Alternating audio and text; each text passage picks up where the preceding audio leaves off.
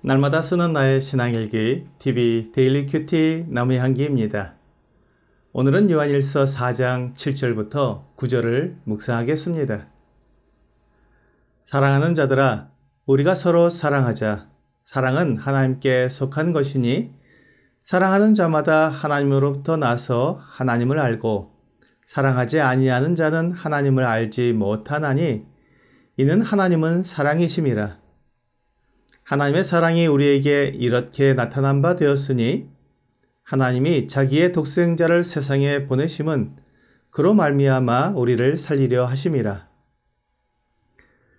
사람들이 하나님에 대해 이해하지 못하겠다고 불평하는 것을 들어보면 하나님이 사랑이시라면서 왜 사람들에게 진노하시고 벌을 내리시느냐는 것입니다.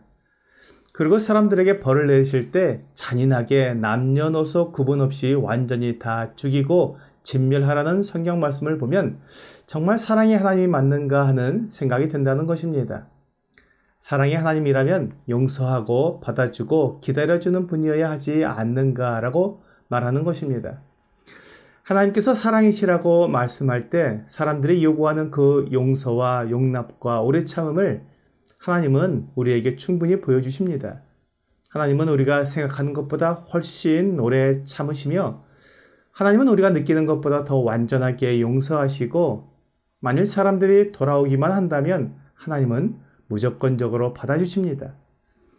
하지만 하나님의 오래 참으심도 한계가 있습니다. 끝까지 참으시는 것은 아닙니다. 그렇게 끝까지 참기만 하는 것이 사랑이 아니기 때문입니다. 또한 하나님은 사람들을 다 용서하셨습니다. 하지만 사람들 편에서 하나님의 용서를 받지 못하는 것뿐입니다. 하나님의 용서를 자기의 것으로 받기 위해서는 먼저 자신의 잘못을 알고 회개하고 하나님께 와서 용서를 구해야 합니다. 이렇게 하지 않고는 하나님의 용서를 받아갈 수 없는 것입니다. 또한 하나님께 돌아와야 하나님께서 그를 받아주시는데 그가 하나님께로 돌아오지 않기 때문에 하나님께서 그를 받아주시지 못하는 것입니다. 사실 하나님은 사람을 창조하시기 전에 사람들이 하나님께 죄를 짓고 하나님을 떠날 것을 이미 아셨습니다. 하나님께서 사람을 창조하실 계획을 가지셨을 때 사람들에게 하나님을 사랑할 수도 있고 하나님을 사랑하지 않을 수도 있는 완전한 존재를 만들 계획을 가지셨습니다.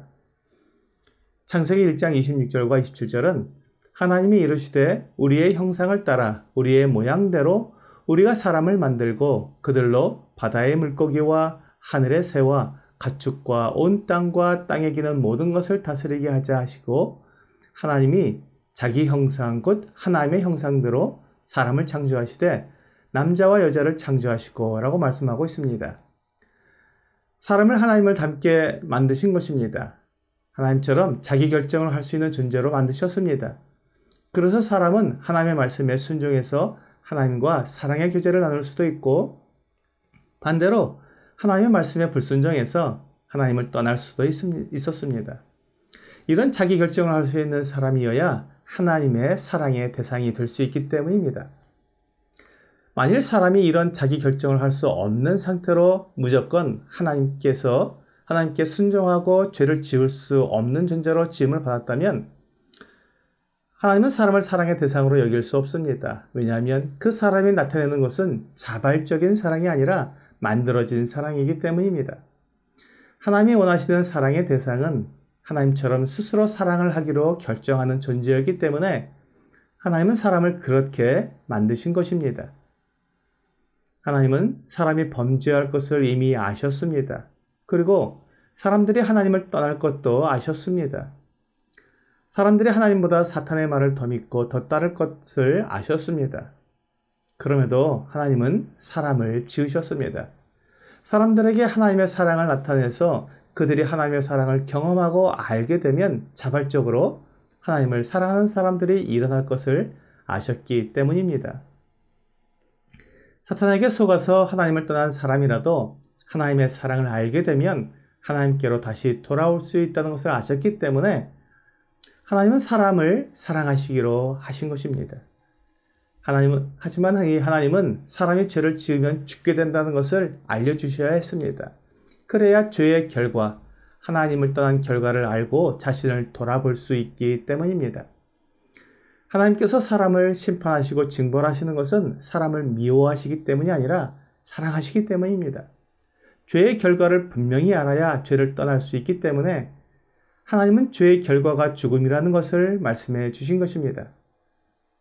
창세기 2장 17절은 선악을 알게 하는 나무의 열매는 먹지 말라. 내가 먹는 날에는 반드시 죽으리라 하시니라 라고 말씀하고 있습니다. 하나님께서 먹지 말라고 정하신 것을 먹게 되면 죽는 것이 하나님께서 정해주신 법입니다. 이것은 미움과 협박이 아니라 사랑입니다. 사람이 하나님을 떠나서는 살 수 없기 때문에 또한 하나님을 떠나는 것이 바로 죽음 곧 영원한 멸망이기 때문에 하나님은 그것을 알려주셔야 했던 것입니다. 죄를 지으면 죽는다는 죄와 사망의 법을 하나님은 반드시 지키셔야 했습니다. 하지만 아담과 하와가 죄를 지었을 때 오래 참으셨습니다. 그들이 900세가 넘도록 살면서 자녀들을 낳게 하셨습니다. 그들이 하나님의 사랑을 알고 회개하고 하나님께 돌아오도록 기회를 주신 것입니다. 하나님의 용서는 우리가 생각하는 것 이상의 희생이 들어 있습니다. 하나님은 창세 전에 이미 사람을 용서하셨습니다. 그래서 사람의 죄를 용서하실 방법을 마련해 주셨습니다. 그것이 하나님의 아들을 이 세상에 보내어 사람들을 대신해서 십자가에서 죽게 하시는 것이었습니다.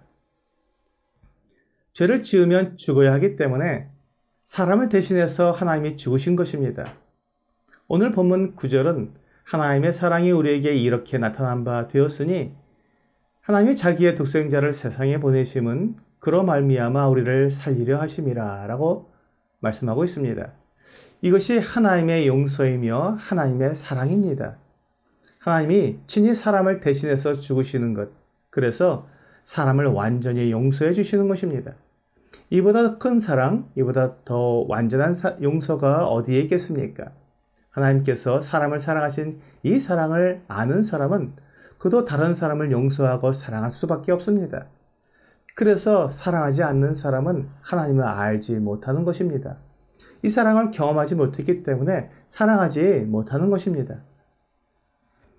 요한일서 3장 16절은 그가 우리를 위하여 목숨을 버리셨으니 우리가 이로써 사랑을 알고 우리도 형제들을 위하여 목숨을 버리는 것이 마땅하니라 라고 말씀하고 있습니다. 오늘의 적용 질문을 보겠습니다. 나는 다른 사람을 사랑하고 있습니까? 하나님께서 사람을 사랑하셔서 독생자를 주시기까지 했다면 우리도 사람을 사랑하는 것이 마땅합니다. 하나님은 우리에게 이웃을 내 몸처럼 사랑하라고 말씀하십니다. 오늘 하나님의 사랑을 알고 그 사랑을 경험한 사람으로서 다른 사람을 사랑하는 여러분과 제가 되기를 주 예수님의 이름으로 기도합니다.